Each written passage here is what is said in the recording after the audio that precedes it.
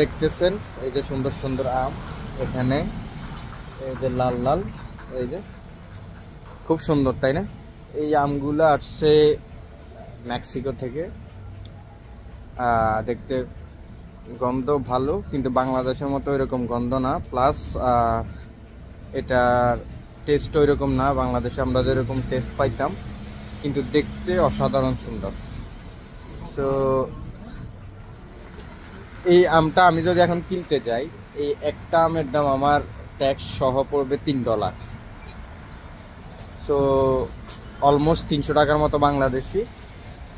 তো দেখেন আমরা বাংলাদেশে কত কম দামে কত মজার আম পাইতাম, আর এখানের মধ্যে এই যে।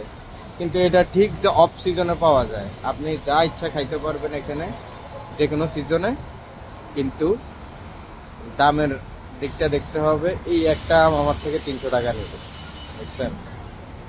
তো আমি এখন দুইটা আম নেব 600 টাকা দিয়ে, ঠিক আছে?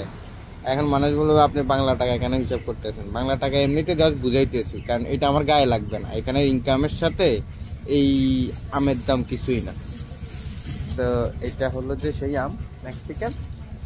ও no, it's from Brazil, it's not from Mexico.